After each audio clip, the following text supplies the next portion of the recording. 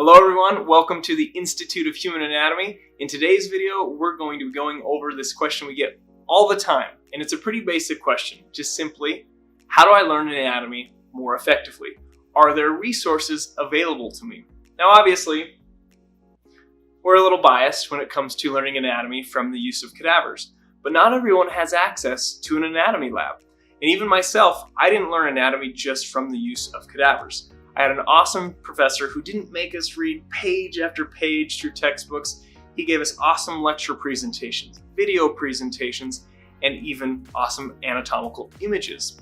Today's video is actually sponsored by an anatomical educator called Kenhub.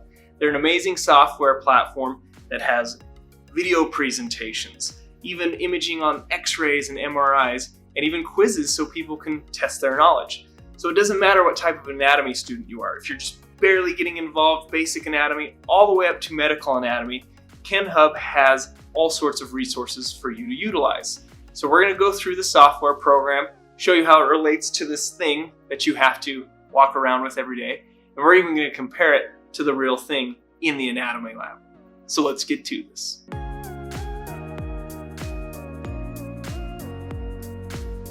Okay, so we've got this all set up for our Kenhub tutorial. We've got screen sharing available, so I'm going to show you on my screen how the software or the platform works. We'll go over their video tutorials or their video lectures, show you their quizzes, and even the anatomical atlases, which are essentially anatomical structures labeled in picture form. But we also have this. Yes, it looks like a bag there. But underneath that bag is a cadaver dissection of the shoulder, and specifically the rotator cuff muscles. I'm going to unveil that in a second and let you guys get a mental picture of it. I don't want to teach it yet, because what I want to do is let the Kenhub software teach some of the basics around the musculature there, then go back and look at it again and see how you do and see what you recognize and see what you can name on your own. So let's take a look at this and let me unveil this dissection. So you can see here, we've got a shoulder dissection, and specifically it's the posterior aspect of the shoulder. You're looking at the scapula, which we nicknamed the shoulder blade. This ridge right here is that ridge you can feel on the back of your shoulder. And so this is, again, just take this mental picture. Look at this musculature back here, specifically here, here, and even going into this region over to here. And when we come back to this, we're going to take a look at it and see how well you do once we go over the video tutorial. So let's pull this up. So let's share my screen with you. And since I really want to be a part of this, I'm adding me to this. And let's pull up the web browser, and you just simply go to kenhub.com. And the website pulls up. It shows you that its main sections are anatomy, histology, cross-sectional anatomy, CT, MRI, and X-ray. All these are interconnected with anatomy as the foundation. I'll get into a little bit more detail of each one of these sections once we log in. This just goes over kind of what Kenhub's all about. They're really about making your studying and your learning anatomy more efficient and effective. And that's all, to me, that's the biggest thing you can ask for when you're looking for a teacher or supplemental education or software programs or apps, is your learning becomes more effective and you have multiple resources to pull from within that platform. And we'll see what you can pull from as we log into this. Same idea. This shows you kind of learning at your own pace, gives you feedback from quizzes. So a lot of things that you'll be able to do once you log in. And of course, there are multiple devices that you can use with this. I'm using my laptop, but you can definitely use just a desktop or any other computer. Tablets, yay, that's new, so good tablets. And then obviously your smartphone. When you come up here, you guys can see, obviously pricing is a thing that people think about, but they offer free components to this. You can get free anatomical information just from Kenhub, just from registering. So let me show you the difference here. When you go to pricing, I'll get to the pricing in just a second, but when you go from basic, which is the free membership, versus the premium membership, the free basic membership gets you an anatomical atlas and articles. So free information just for registering. And it gives you Latin and Greek and Latin and English. Sorry, I'm used to Latin and Greek terminology, but the majority of anatomies, we got the Latin and the Latin roots. Some are Greek roots, but Latin and English terminologies to help you make sense of this second language. A lot of times people think of anatomy as a second language, but these are helpful terms to simplify the learning process. When you go past that, that's as far as you go with the basic membership. But once you get the premium membership, look at what you add. You get video tutorials, beginner to advanced level quizzes, and you can totally customize your quizzes to your liking and what you're struggling with. Exam preparation quizzes, kind of what I already mentioned there, building your own quizzes to prep you for what you're going to do. You can even get access to their Anatomy Geeks, where they literally have personalized study plans just for you. And you can get them through your access through the premium membership. Going back up to the premium membership, my eye kept going to this one, the $250, unlimited access forever. Sorry, that was a Sandlot reference whenever forever, you guys know. So if you haven't seen Sandlot, watch it. It's great. Forever. Anyway, that's a good deal in my mind. $250 for this unlimited anatomical access. I just think of all the money I spent on books in college. Taking me back. Not a happy memory, actually. The college was, the books were not, so the cost of the books. Anyway, I digress. You can also go to $39 a month or $21 a month if you buy 3 months in advance.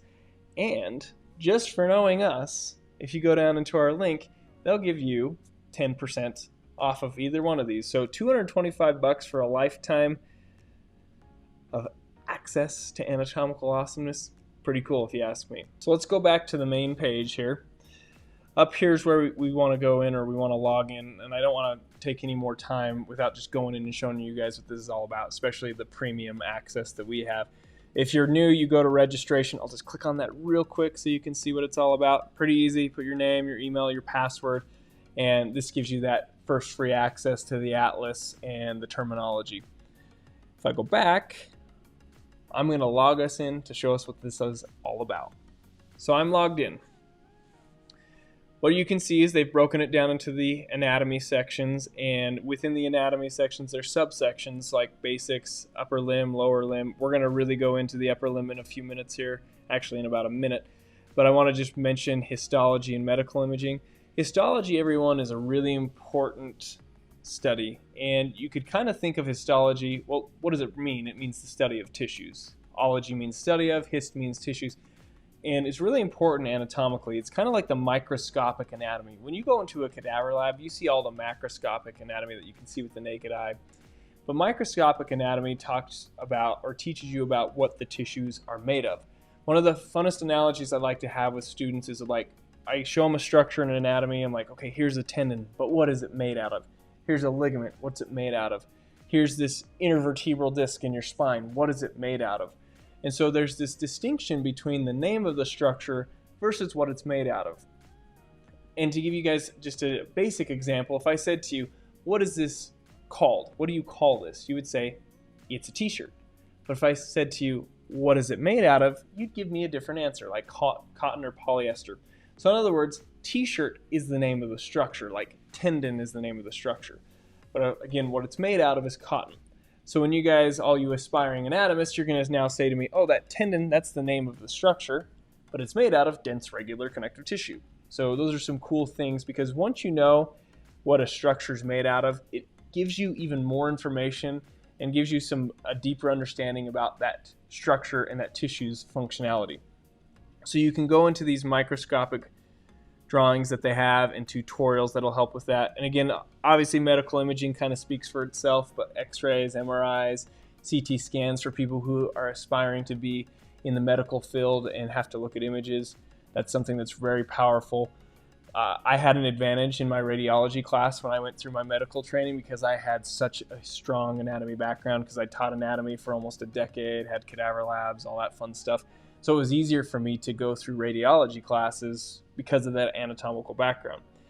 Now coming up to here, let's go into this upper limb, because again, we wanted to compare to that rotator cuff that I was showing you earlier, the actual cadaver dissection. So you can see we're in the upper limb section here, and it further subdivides it into specifics like the shoulder and the arm, elbow, forearm, wrist and hand, neurovasculature. If I click on one of these, it drops you down automatically to the screen, but you could also scroll up and down if you wanted to. Neurovasculature, super awesome, because I love nerves and blood vessels, so that'll show you all the nerves and the blood vessels of the upper limb. But I wanted to compare it to the cadaver that we had a little while ago with those rotator cuff muscles. So that's the section we're going to go into. And I know the shoulder joint is mobilized by the rotator cuff muscle, so it's going to be in this section. Once you click on this section, it shows you what this lesson, you could almost think of it as a lesson, has to, I guess, has in it or has to offer. So you've got the video tutorial here where that goes through the video. Then it shows you a quiz, and it gives you kind of a breakdown of the quiz here where you've got 60 questions that are basic structure identification, more advanced in 17 of those, and 21 exam questions. And you can further customize those as you go through this. And as I've mentioned earlier, there's these things called atlases when it comes to anatomy. If I blow this up, you guys can see it shows you this huge zoomed in image of the shoulder joint and the associated musculature. An anatomical atlas is essentially a picture with all the labels coming in. There's a lot of cool atlases out there. This puts it all into one. Usually you have to buy multiple things to do this. Like Netter's is one of the common medical atlases where it's just page after page after page of labeled pictures. Kenhub gives you an atlas, plus it gives you tutorials and quizzes to go through. So I'm going to go into this and let you guys see the first minute or so of that, and then we'll go fast forward to the rotator cuff. So I'm going to shut my mouth for a second here. You're feeling all set for your anatomy exam. You've absolutely nailed the shoulder joint. You know everything. What it looks like from the front, from the back, from the... didn't look at it from the side? It is a bit of an odd angle to study anatomy from, but it gives us such a great perspective of the joint and really helps us with the interaction and relationships of muscles from the anterior and posterior sides. In this tutorial, we're going to explore the shoulder joint from a lateral view, so when you get those questions on your next exam, you'll nail those too. Okay, so kind of this fun, interactive cartoon. Love the voice, the accent's awesome. Regardless of the accent, though, it shows some really good information. It makes it more fun and interactive rather than just like this monotone blah, blah, blah, blah, blah. Sometimes you need some little oomph when you're learning anatomy. Other things that I love about this is you can slow it down or speed it up. One of the benefits of video learning is that you can pause and rewind as many times as you want, and that gives you the benefit. Also, if you're one of those fast auditory learners, you could speed it up to 1.5 times. And especially if you've watched the video before, good for reviewing. Furthermore, we can look at, they've broken it down into timelines. And you can fast forward to a specific area that you may want to review or an area that you're struggling with. Now for us, we're going to go over the rotator cuff because, again, comparing it to that cadaver. So I'm going to jump right there and we're going to take a look at this. And pay attention because we're going to compare to the cadaver. We also have lots of help from a group of muscles surrounding the joint, so let's have a look at some of those. Let's start with a group of muscles that you might already be familiar with, perhaps because of all the injuries we're quite used to hearing about. And of course, we're talking about the rotator cuff. The rotator cuff is a group of 4 muscles, which creates a compressive force around the humeral head, ensuring its stability against the glenoid cavity in every position and helping to center it. The muscles that make up the rotator cuff are the supraspinatus, the infraspinatus, the teres minor, and the subscapularis. So I'm just going to pause there for a split second. One thing I really love is that they talked about one of the really important functions of the rotator cuff isn't just to simply rotate and move the shoulder joint. It's to stabilize this wimpy ball and socket joint we have. When we do go a little bit further into this joint in future videos, you guys are going to see that the socket's really shallow and this joint can be unstable in certain situations. So if you can strengthen these rotator cuff muscles, it helps hold the head of the humerus in the socket. And this can prevent injuries if you have strong rotator cuff muscles. So let's go into, one other thing. Because of the nature of the dissection, we're going to focus on these top 3. We'll hit the 4th one in a later video, but focus on these top 3 just because of the posterior dissection that we have that we're going to compare it to. Let's take a closer look at them one by one. First up is the muscle found on the superior aspect of the joint. This is the tendon of the supraspinatus, the first of our rotator cuff muscles. The supraspinatus muscle originates from the supraspinous fossa of the scapula and inserts on the greater tubercle of the humerus. It crosses.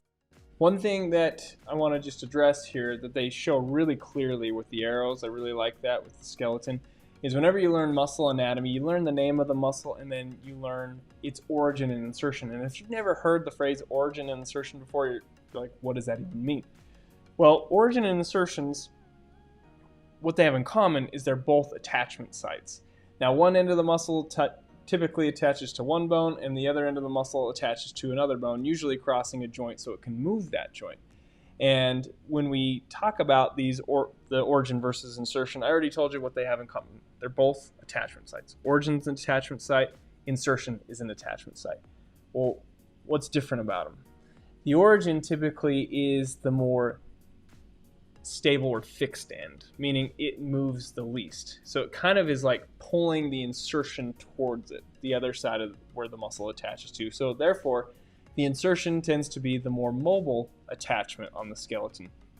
You're going to see when this muscle contracts on the shoulder, the origin stays put, but the insertion gets pulled closer to it and then pulls the humerus in a certain direction, which we'll get into in more detail in a minute. Exciting stuff. Let's get to the next Is the muscle. superior aspect of the shoulder joint, where its tendon blends with the joint capsule. We'll come across a structure in the next section called a bursa that helps to reduce friction between this muscle tendon and the surrounding structures. Posteriorly, the joint capsule is strengthened by the infraspinatus muscle tendon, which we can see highlighted now. The infraspinatus originates from the infraspinous fossa of the scapula and also inserts on the greater tubercle of the humerus. This tendon crosses the shoulder joint posteriorly, strengthening it from that aspect. Moving inferiorly now, we can see the teres minor muscle and tendon also contributing to the strengthening of the shoulder joint capsule. This muscle originates from the lateral border of the scapula and also inserts on the greater tubercle of the humerus. The last of our rotator cuff muscles is also... So we took those three muscles that I mentioned that we wanted to go over. We saw that on Kenhub. You saw the supraspinatus, the infraspinatus, and the teres minor. Let's go back to the cadaver and see how you guys do. So this should look familiar for a couple of reasons. One, I showed you at the beginning. And two, we've just gone through it with Kenhub. Specifically, this should look a little familiar. This should look a little familiar. And so should this. But let's show how it looks side by side. If I add this, you can see this picture over here where I'm wiggling the mouse. If I add the cadaver picture on there, pretty cool to see the comparison to the drawing. You can see they've got the supraspinatus highlighted in green. The supraspinatus is this muscle right here, and it's above that spine of the scapula. Now below that is the infraspinatus, and going all the way to its attachment. The main difference is you see I'm running into the deltoid, which I haven't fully removed on mine, but they've removed that on theirs, which is perfectly fine. The other muscle you can see is the little teres minor right there. They're sometimes hard to tell the difference, but you can see I separated them with that little ridge right there. Those muscles run really closely together, and you have to be really careful when you're dissecting the infraspinatus from the teres minor, just because sometimes people mistake it almost as one muscle. Just a little plug because it's there. Here's the big old teres major here, which if you see where I wiggle the mouse, they've included that too. So pretty cool as far as adding, or when you compare the muscle in real life to the actual cadaver drawing, or I should say the Kenhub drawing.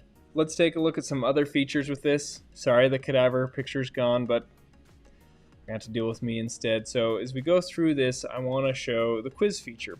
If you look here, you can start a quiz. So this is what pops up after you click start a quiz. You can see the differences here in quiz types: basic identification, advanced identification, exam questions, intelligent mix. Obviously, advanced is going to be more challenging, more difficult types of questions. You can pull from an exam bank, and then also do this intelligent mix, which pulls from multiple or random questions from each unit. So let's do this one and pull some random questions from the upper limb or the shoulder unit here. Triceps brachii muscle. Well, we didn't do that one, so I'll hurry and click on it. It's this one. Teres minor muscle. All right, now which one is it, you guys? Which one's the teres minor?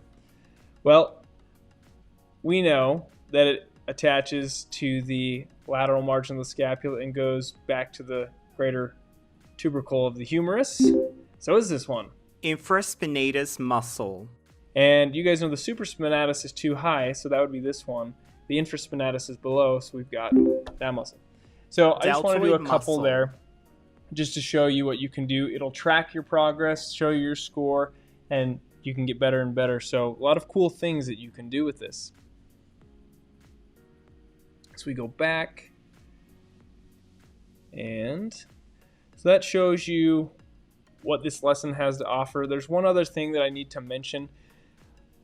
I don't love textbooks from a perspective of just reading and unless I have to. I mean, if I shouldn't say that. I like textbooks for a certain tool. I usually like them as a reference. When I'm initially learning, I like video tutorials. I like a good lecturer, but I still like to have that resource in my back pocket. Remember, a lot of the places you have to buy an atlas. You have to buy maybe an app, and then you have to buy a textbook on top of that. That's like 3 different things, but this kind of creates this all-in-one package here. And you go to related articles, and if we go to rotator cuff, in a way, this article, I kind of view it as a little textbook chapter on the rotator cuff where you can read through this and the details of this. And again, it brings up the muscle video again, so you can review that. But it gives you, for those of you who do like to kind of have the nitty-gritty reading, that's available to you to have in the related articles. We are back to the main screen where you can navigate into any of the main sections like anatomy, histology, and medical imaging. Before I go through some of the other sections, I did want to go back to the rotator cuff just to say that at the end of the video, I'm going to go over some fun little factoids that we didn't cover earlier because we only had enough time to go through a certain segment of that video. So we'll come back to that. But coming down to histology, really cool when you go into tissues. You'll see it breaks it down into epithelial tissues, connective tissue. For example, stratified epithelium is what the outer layer of your skin's made out of. Remember that whole concept? What's the name of the structure? Is the epidermis. But what is it made out of? Stratified squamous epithelium. And this will show you microscopic pictures as well as cartoon drawings to help you learn epithelial tissue. And of course, quizzes. When we go back, we can see medical imaging. This is awesome because I get to see this all the time. This is going to give you a leg up if you're one of those that wants to do medicine, because if you go into medicine, you're going to look at chest x-rays, you're going to look at MRIs, you're going to look at CT scans, you'll look at x-rays for fractures, all sorts of utility for imaging, obviously, in medicine. And if you take a look at this image here, look at all of the anatomical structures that it labels for you, so you can learn that to identify abnormalities. I always tell people pathology is anatomy and physiology gone wrong. So you need to know what it looks like, how it's supposed to look, before you can understand how it's looking abnormal or how to find abnormalities in, say, like a chest x-ray or an MRI. And let's just do one quick MRI for fun here. Let's do the upper extremity because that's what we did last time. And of course, we'll go with the shoulder because that's what we've been doing. Okay, so here's again an atlas image similar to what you saw on the x-ray here. And it looks like we're looking through a section like so, which is a transverse cut or horizontal plane. And you can see so many things where different imaging modalities show different things. X-rays are mostly great for bones. You can see some soft tissue swelling and some soft tissues on it, but not nearly as good as, say, an MRI or a CT scan, where it's literally putting muscles out like the pectoralis major muscle going down to the humerus and coracoid process of the scapula. So lots of anatomical awesomeness to learn from these cool images.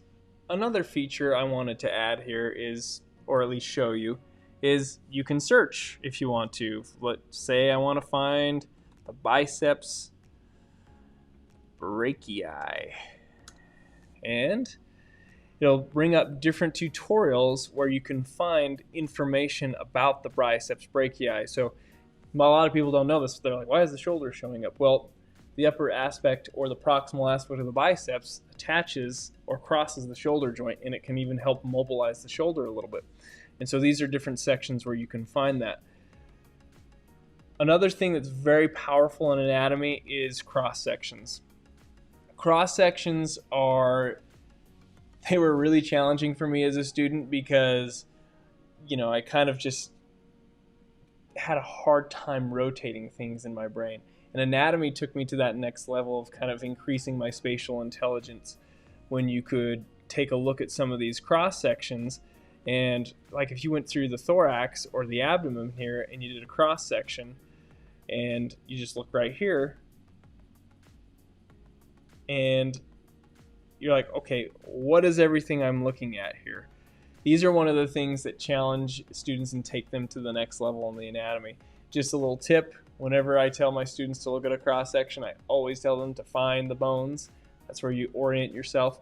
But look at all that anatomy in there. It really forces you to rotate things three-dimensionally and really take, like I said, your anatomy to the next level.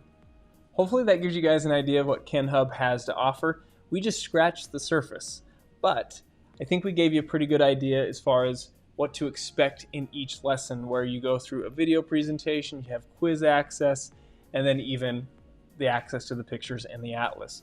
There's a lot of different things that challenge you and can help supplement your learning process. This will work for somebody who just started anatomy all the way up to medical anatomy. And if you have never taken an anatomy class and don't plan on it, but you still want to learn anatomy, I think this would still work well for you. And of course, I love that it correlates with the real thing like we showed with the cadaver. Now, speaking of the cadaver, let's finish up a little bit with the rotator cuff muscles. So again, we're back to this cadaver, and you can see the muscles that we learned here. Just to review, there's the supraspinatus, there's the infraspinatus, and there is the little teres minor right there. Now, these muscles again are called the rotator cuff muscle because they're going to help rotate the shoulder joint, and I'll show you exactly what that means in just a second. But specifically, I want to show each muscle's function. Now, the supraspinatus, this guy right here, is one of the 4 muscles of the rotator cuff that does not actually rotate the shoulder. It does an action called abduction, which, like the aliens, are abducting you. And shoulder abduction looks like this, where your shoulder moves up to the side like so. Now, the supraspinatus is not the only muscle that does abduction. Your deltoid helps with that too. And the supraspinatus is a pretty short muscle from what you guys are seeing right there, not a very long muscle. And so it only abducts the shoulder the first 10 to 15 degrees because it can only shorten so far. And so it does the first abduction, first 10 to 15 degrees of abduction of the shoulder, and then the deltoid helps take over.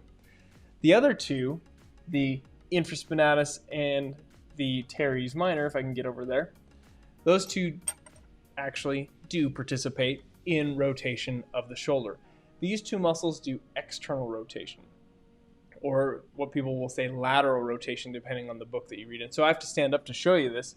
External rotation would look like externally rotating your shoulder this way. Coming back in would be internal rotation. So those muscles rotate the shoulder joint, but remember, from the beginning of the Kenhub tutorial, these muscles have a really important job to just stabilize the shoulder. Hold that humerus into the socket. And when people have weak rotator cuff muscles or tear a rotator cuff muscle or injure it, that can influence or be detrimental to shoulder stability. Thanks for watching this video, everyone. Hopefully that gave you some information on how you could utilize Kenhub to learn anatomical awesomeness.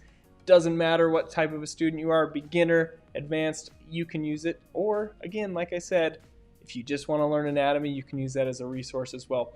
Hopefully you also learned some cool stuff about the rotator cuff. We'll put the Kenhub information in the link below. You'll get the information about how to get a 10% discount on purchasing the premium version. And again, like, subscribe, give us your feedback, tell us what you'd like to see in the future, and until our next video of anatomical awesomeness.